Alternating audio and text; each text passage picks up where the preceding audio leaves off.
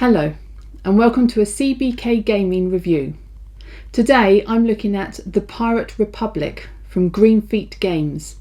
It's a 1 to 5 player game which can be played in cooperative mode or competitive mode. In cooperative mode, the team become the flying gang and get a card which states a mission for everyone to work together to achieve.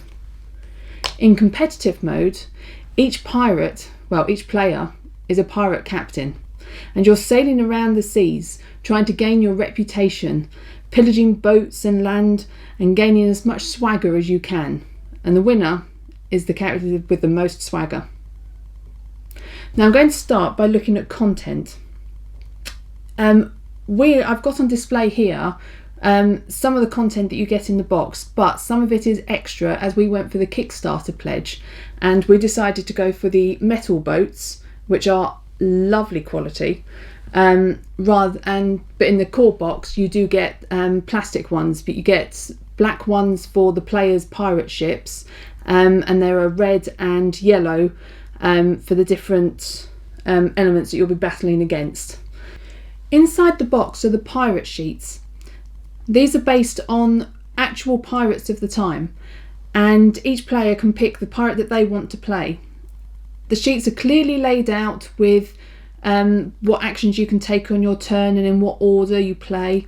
You also have an initiative die and a tidings die that you have to roll during your turn, and the results of each die are clearly marked on the bottom of your character sheet as to what each result means and how it relates to your turn.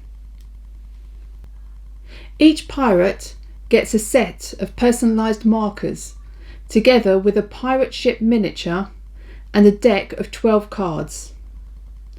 10 of these cards are identical in all the pirate decks, but 2 are unique to each deck. These are the cards you play to fight in combat, mitigate unlucky rolls, and move around the map faster. There are also decks of cards that can influence the game, such as the Captain mission cards, the Flying Gang mission cards, and the Chaos cards. You also get bloodshed tokens and reputation tokens.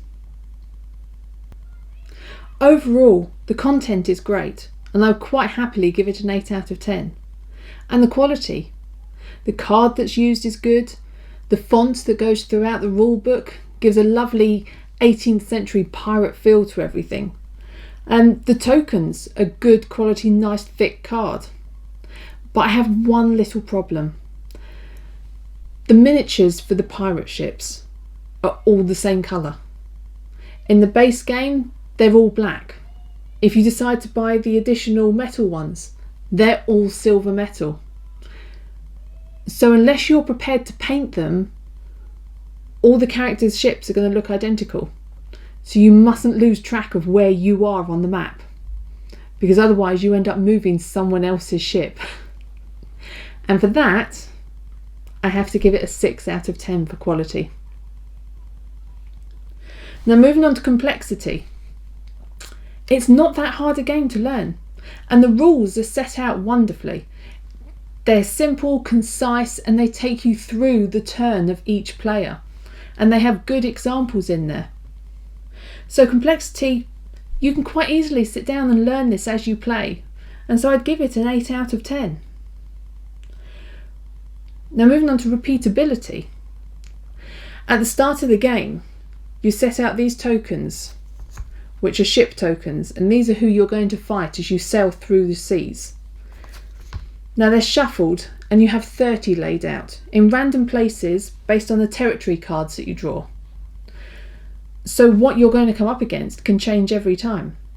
And the involvement of dice as well changes everything. You never know whether you're going to get an extra movement or less movement. When you come to battle, are you going to have the initiative or are you going to have to defend first? So for repeatability, I'd say it's 8 out of 10 as well. But then we come to the fun factor. And I'm sorry to say it, but this game was lacking for me. The first time we played, I had the first ship out of port was too strong for me to fight. as a first level player with no additions, I could not fight that ship. But any ship that's in the sea, in the same space as you, you have to fight. Or you can flee. But if you flee, you have to roll a dice to see if you get hit as you're fleeing. And every time I did. And all I could do was go back to port to heal. And then I had to come back out and fight the same ship because it doesn't move until it's destroyed. And so I spent the whole game just sat in the port. I couldn't go anywhere. I couldn't do anything. And for me, there was no mechanic that allowed me to take a different option, to get away from that ship. And the other players, because we were playing competitively, they didn't care about helping me.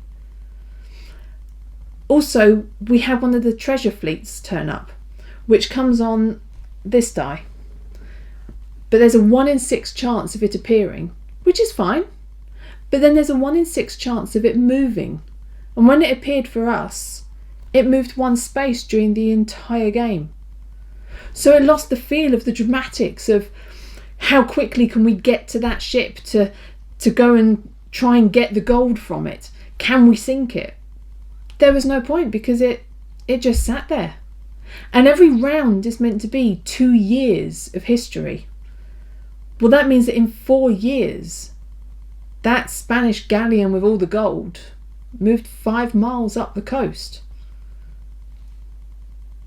It just lacked drama for me.